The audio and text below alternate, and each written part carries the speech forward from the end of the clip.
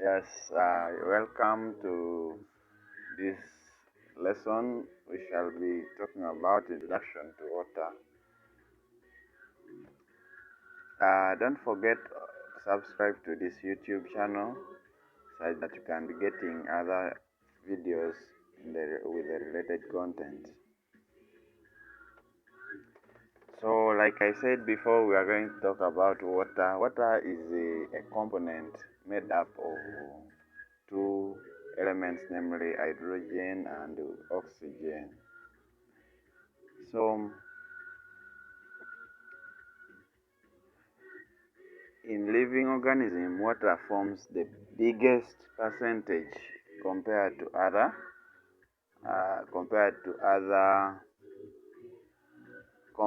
compounds. So that means that water is very important, and therefore we shall see some of the functions of water. One, water is a solvent in which absorbed foods, waste, and hormones are dissolved in the body.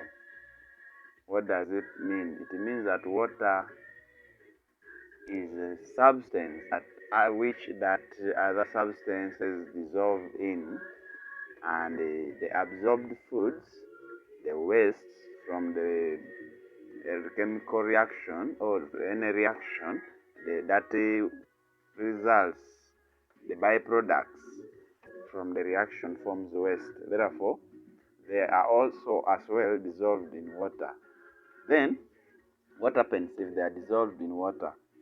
So we can now see water as a medium of transport of these substances in the body. These substances do not remain in the same position, therefore they need to be transported.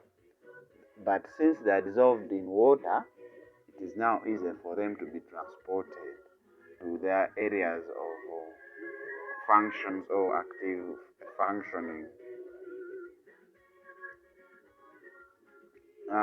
Let's look at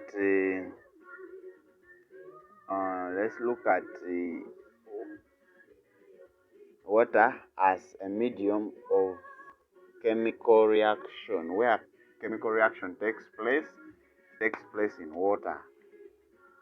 Takes place in water. So therefore, water is very, very important. Being a constituent of sweat, plays a role in temperature regulation by doing what? By cooling the body on hot days. So water is also a coolant. That's why it's very important. It is the largest constituent in protoplasm. Therefore, it constitutes the largest percentage of the components in protoplasm. Protoplasm is just an organelle in a cell of a living organism.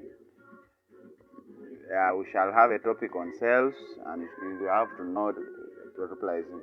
Then it also helps in hydrolysis of other nutrients. For the nutrients to be hydrolyzed, it needs water. So water is also an hydraulic compound which hydrolyzes other nutrients.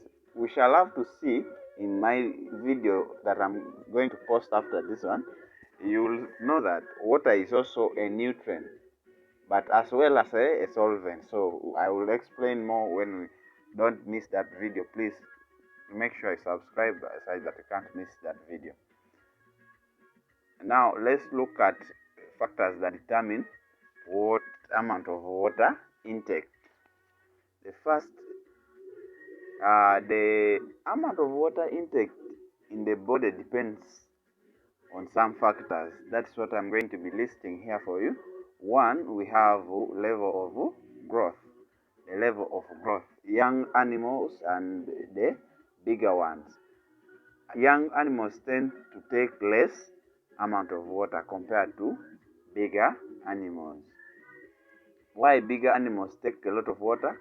Because they have many active sites for metabolism. Therefore, they need a lot of water, and you should give them a lot of water adequately enough.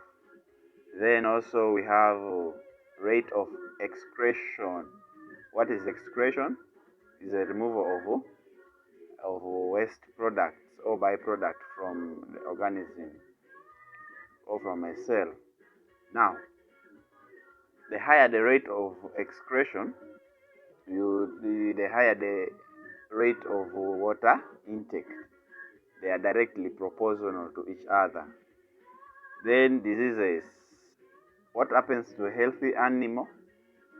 And does it take a lot of water? You'll find that a healthy animal tends to take a lot of water, whereas unhealthy one or sick animals or healed animals take less. The word is heal. The word is heal. Okay? This is I. So that is it. Then we also have another factor, which is the exercise. When animal or a living organism does a lot of exercise, it also needs water. It takes also much water compared to these animals that are grazed in a zero grazing unit. They do not take a lot of water in comparison. Then the environmental temperature. Water environmental temperature necessitates higher amount of water intake compared to the vice versa. Then the nature of diet taken. Roughages, concentrates, you will see that they make animal to take more water compared to diets that do have higher content of water in them. Then we also noted here that lack of water in the body results in general body dehydrating. When animal lacks water in the body, it leads to dehydration. So please check out for the next topic that I'm going to be posting still, the next video still on the same topic.